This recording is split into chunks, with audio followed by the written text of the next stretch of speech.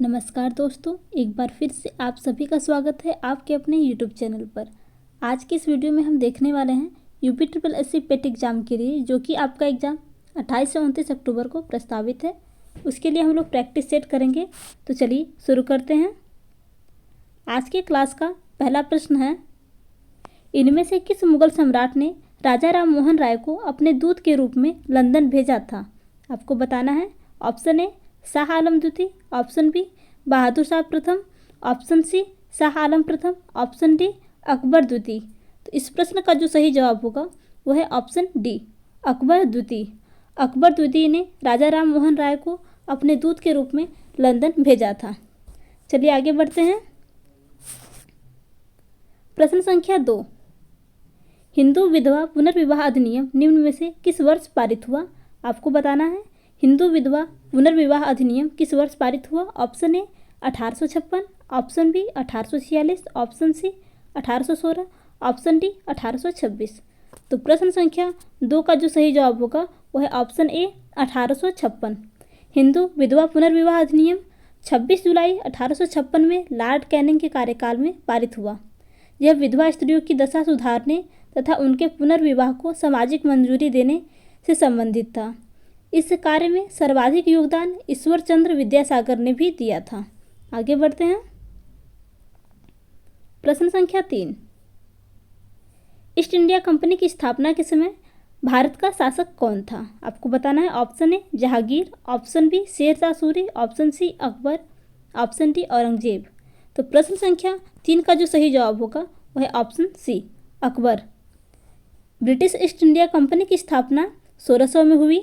उसमें भारत पर अकबर का शासनकाल था। चलिए आगे बढ़ते हैं। प्रश्न संख्या 4, शेख निजामुद्दीन औलिया इनमें से किस सूफी संत के शिष्य थे? तो आपको बताना है। Option A Baba Fariduddin Ganje Shakar, option B Qutbuddin Bakhtiyar Kaki, option C Makhdoom Maneri, option D Abdul Qadir Gilani. तो प्रश्न संख्या 4 का जो सही जवाब होगा वह है ऑप्शन ए बाबा फरुद्दीन गजे शंकर। शेख निजामुद्दीन औलिया बाबा फरुद्दीन गजे शंकर के शिष्य थे। आगे बढ़ते हैं। प्रश्न संख्या 5, इन बादशाहों में से किसे कलंदर के नाम से विख्यात है? यानी आपको बताना है इनमें से कौन कलंदर के नाम से विख्यात है। Option A Humayun, option B Akbar, option C Babur, option D Shah Jahan. तो प्रश्न संख्या 5 का जो सही जवाब होगा वह है ऑप्शन सी, बाबर। इन बादशाहों में से बाबर जो कि कलंदर के नाम से विख्यात हैं। बात करते हैं। मुगल वंश के संस्थापक बाबर को अपनी उदारता के लिए कलंदर के नाम से जाना जाता है। आगे बढ़ते हैं। प्रश्न संख्या 6, महात्मा गांधी ने निम्नलिखित में से किसे अपना राजनीतिक गुरु माना था? आपको बताना है। Option A Bal Gangadhar Tilak, option B Gokhale, option C Dadabhai Naoroji, option D BR Ambedkar.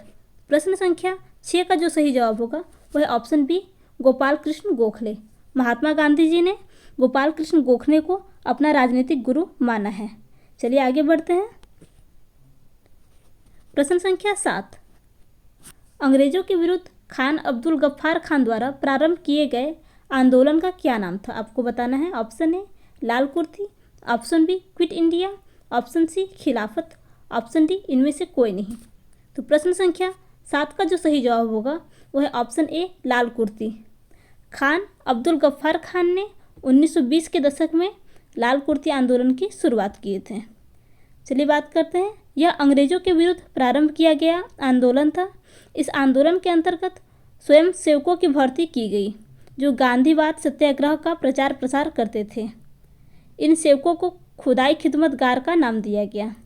चलिए आगे बढ़ते हैं। प्रश्न संख्या 8, निम्नलिखित में से स्वतंत्र समाचार पत्र या पत्रिका के संपादक कौन थे? आपको बताना है। स्वतंत्र समाचार पत्र के संपादक कौन थे? Option A Annie Besant, option B Aurobindo Ghosh, option C Jawaharlal Nehru, option D Motilal Nehru. तो प्रश्न संख्या 8 का जो सही जवाब होगा वह है ऑप्शन डी मोतीलाल नेहरू। मोतीलाल नेहरू ने वर्ष 1919 में स्वतंत्र नामक समाचार पत्र का प्रकाशन आरंभ किया था। चलिए आगे बढ़ते हैं। प्रश्न संख्या 9, किसने बंगाल में स्थायी बंदोबस्त की शुरुआत की? आपको बताना है। ऑप्शन ए कर्जन ने, option B William Bentinck, option C Lord Dalhousie, option D Lord Cornwallis. तो प्रश्न संख्या 9 का जो सही जवाब होगा वह है ऑप्शन डी, लॉर्ड कॉर्नवालिस ने स्थायी बंदोबस्त की शुरुआत की। भू राजस्व की वसूली के लिए स्थायी बंदोबस्त की व्यवस्था वर्ष 1793 ईस्वी में तत्कालीन गवर्नर जनरल लॉर्ड कॉर्नवालिस द्वारा की गई। आगे बढ़ते हैं।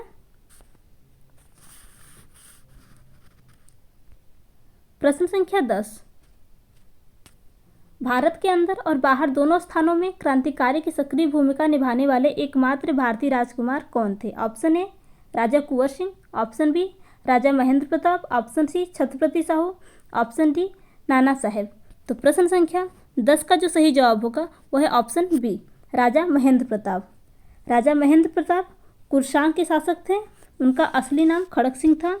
वो भारत के अंदर और बाहर दोनों स्थानों में क्रांतिकारी की सक्रिय भूमिका निभाने वाले एकमात्र भारतीय राजकुमार थे।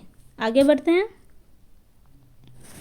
प्रश्न संख्या 11, पाकल दुल पनबिजली परियोजना कहाँ स्थित है? Option A Uttarakhand, option B Jammu Kashmir, option C Jharkhand, option D Karnataka. प्रश्न संख्या 11 का जो सही जवाब होगा वह है ऑप्शन बी जम्मू कश्मीर। पाकल दुल पनबिजली परियोजना जम्मू कश्मीर राज्य में प्रस्तावित पनबिजली परियोजना है। चलिए आगे बढ़ते हैं। प्रश्न संख्या 12, निम्नलिखित में से कौन सी एक रोपड़ फसल नहीं है? आपको बताना है इनमें से कौन सी एक रोपड़ फसल नहीं है। ऑप्शन ए गेहूं, ऑप्शन बी चाय, option C coffee, option D रबड़। तो प्रश्न संख्या 12 का जो सही जवाब होगा वह है ऑप्शन ए गेहूं। गेहूं एक रोपड़ फसल नहीं है। रोपड़ कृषि अत्यंत विशिष्ट पद्धति है। इनमें से एक ही फसल को खेतों में बार बार बो दिया जाता है, जिससे लंबे समय तक उपज की प्राप्ति की जाती है, जैसे चाय, कॉफ़ी, सुपारी एवं गन्ना आदि। आगे बढ़ते हैं। प्रश्न संख्या 13, निम्नलिखित में से किस क्षेत्र को विश्व का फलोद्यान कहा जाता है? ऑप्शन ए भूमध्य रेखीय क्षेत्र, ऑप्शन बी सवाना क्षेत्र, ऑप्शन सी भूमध्य सागरीय क्षेत्र, ऑप्शन डी टुंड्रा क्षेत्र। तो प्रश्न संख्या 13 का जो सही जवाब होगा वह है ऑप्शन सी भूमध्य सागरीय क्षेत्र। भूमध्य सागरीय क्षेत्र को अत्यधिक उत्पादन के लिए विश्व का फलोद्यान कहा जाता है। चलिए आगे बढ़ते हैं। प्रश्न संख्या 14, निम्नलिखित में से किसे संसार की छत कहते हैं? आपको बताना है। Option A Satpura, option B Pamir, option C Aravalli, option D Myanmar. तो प्रश्न संख्या 14 का जो सही जवाब होगा वह है ऑप्शन बी पामीर। पामीर का पठार मध्य एशिया में स्थित है। विश्व का सबसे ऊंचा पठार है। इसी कारण पामीर के पठार को विश्व की छत भी कहा जाता है। आगे बढ़ते हैं। प्रश्न संख्या 15, निम्नलिखित में से कौन सा संसार का सबसे बड़ा मरुस्थल है? आपको बताना है। Option A Gobi, option B Sahara, option C Kalahari, option D Thar. तो प्रश्न संख्या 15 का जो सही जवाब होगा वह है ऑप्शन बी सहारा। सहारा संसार का सबसे बड़ा गर्म मरुस्थल है। आगे बढ़ते हैं। प्रश्न संख्या 16, जब कुल उत्पाद वक्र गिर रहा हो तो? आपको बताना है। ऑप्शन ए श्रम का सीमांत उत्पाद शून्य है, ऑप्शन बी श्रम का सीमांत उत्पाद ऋणात्मक है, ऑप्शन सी श्रम का औसत उत्पाद बढ़ रहा है, ऑप्शन डी श्रम का औसत उत्पाद ऋणात्मक होना चाहिए। प्रश्न संख्या 16 का जो सही जवाब होगा वह है ऑप्शन बी श्रम का सीमांत उत्पाद ऋणात्मक है।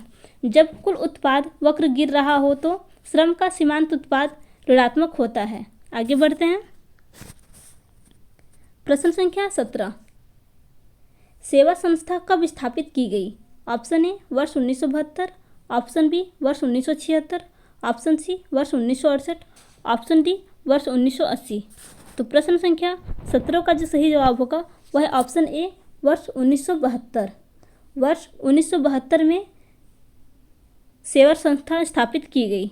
चलिए बात करते हैं सेवा। सेवा का पूरा नाम सेल्फ एम्प्लॉयमेंट वुमेन एसोसिएशन है, जो कि महिलाओं को आत्मनिर्भर बनाना इसका ही परम उद्देश्य है। आगे बढ़ते हैं। प्रश्न संख्या 18, अधिभार अस्थायी है। Option A loan, option B दंड, option C subsidy, option D कर। तो प्रश्न संख्या 18 का जो सही जवाब होगा वह है ऑप्शन सी सब्सिडी। अधिभार अस्थायी का तात्पर्य है सब्सिडी से। आगे बढ़ते हैं।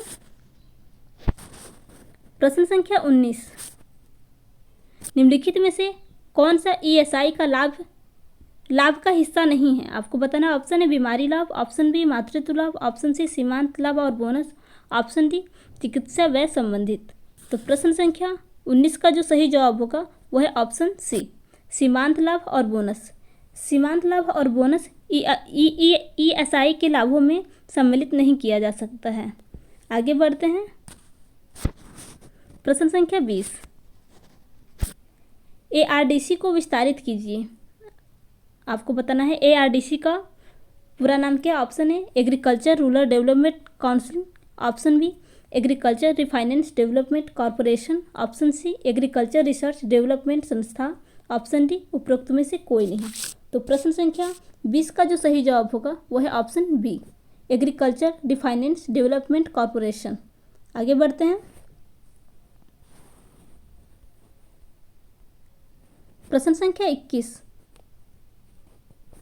किस संविधान से भारत ने राज्य के नीति निर्देशक तत्वों के विचार को अपनाया? आपको बताना है। ऑप्शन ए ब्रिटेन के संविधान से, ऑप्शन बी अमेरिका के संविधान से, ऑप्शन सी आयरलैंड के संविधान से, ऑप्शन डी फ्रांस के संविधान से।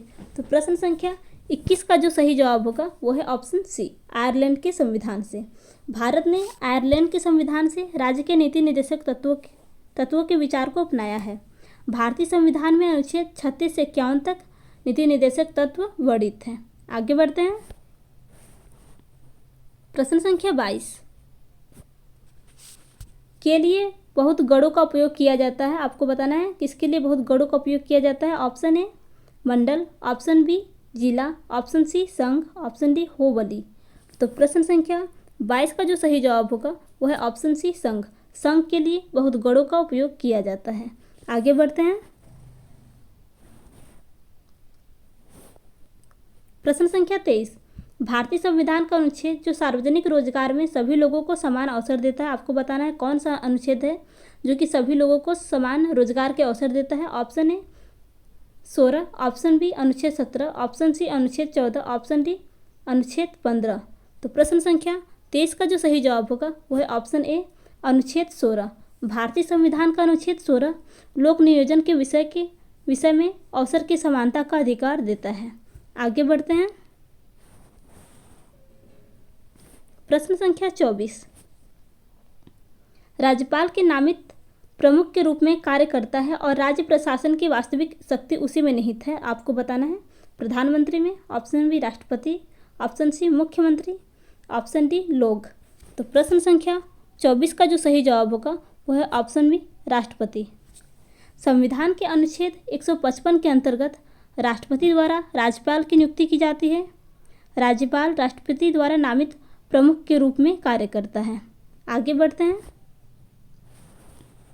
प्रश्न संख्या 25, भारत का प्रथम आम चुनाव कब हुआ था? आपको बताना है। ऑप्शन ए वर्ष 1951 से 52, ऑप्शन बी 52 से 53, ऑप्शन सी 1950 से 51, ऑप्शन डी इनमें से कोई नहीं। तो प्रश्न संख्या 25 का जो सही जवाब होगा वह है ऑप्शन ए वर्ष 1951 से वर्ष 1952। स्वतंत्र भारत में प्रथम आम चुनाव वर्ष 1951 से वर्ष 1952 में हुआ था। आगे बढ़ते हैं। प्रश्न संख्या 26, आपको बताना है अधातु है। ऑप्शन ए इलेक्ट्रा ध्वनि, ऑप्शन बी इलेक्ट्रा आबंध, ऑप्शन सी इलेक्ट्रा स्नेही, ऑप्शन डी इलेक्ट्रा रड़ी। तो प्रश्न संख्या 26 का जो सही जवाब होगा वह है ऑप्शन डी इलेक्ट्रा रड़ी। आगे बढ़ते हैं। प्रश्न संख्या 27, लेंस किससे बनता है? आपको बताना है। ऑप्शन ए पायरेक्स कांच से, ऑप्शन बी फ्लिंट कांच से, ऑप्शन सी साधारण कांच से, ऑप्शन डी कोबाल्ट कांच से। तो प्रश्न संख्या 27 का जो सही जवाब होगा वह है ऑप्शन बी फ्लिंट कांच से। लेंस फ्लिंट कांच से बनता है। आगे बढ़ते हैं। प्रश्न संख्या 28, फ्लोएम के माध्यम से घुलनशील प्रकाश संश्लेषण के उत्पादों का परिवहन है। आपको बताना है। Option A transcription, option B वाष्पोत्सर्जन, ऑप्शन सी भोजन परिवहन, ऑप्शन डी ट्रांसलेशन। तो प्रश्न संख्या 28 का जो सही जवाब होगा वह है ऑप्शन सी भोजन परिवहन। आगे बढ़ते हैं। प्रश्न संख्या 29, सोडियम हाइड्रोजन कार्बोनेट गर्म करने पर उत्पाद करता है। आपको बताना है ऑप्शन है सोडियम हाइड्रोक्साइड का, ऑप्शन बी सोडियम का, ऑप्शन सी सोडियम कार्बोनेट का, ऑप्शन डी ऑक्साइड का। तो प्रश्न संख्या 29 का जो सही जवाब होगा वह ऑप्शन सी सोडियम कार्बोनेट का। सोडियम हाइड्रोजन कार्बोनेट को गर्म करने पर सोडियम कार्बोनेट मिलता है। आगे बढ़ते हैं। प्रश्न संख्या 30, द्रव माध्यम से बना रुधिर कहलाता है। आपको बताना है द्रव माध्यम से बना रुधिर क्या कहलाता है। ऑप्शन ए लसिका, option B platelets, option C haemoglobin, option D plasma. तो प्रश्न संख्या 30 का जो सही जवाब होगा वह है ऑप्शन डी प्लाज्मा। द्रव के माध्यम से बना रुधिर प्लाज्मा कहलाता है। तो दोस्तों, अगर आपको आज की वीडियो अच्छी लगी हो तो वीडियो को लाइक तथा चैनल को सब्सक्राइब करना न भूलें। धन्यवाद।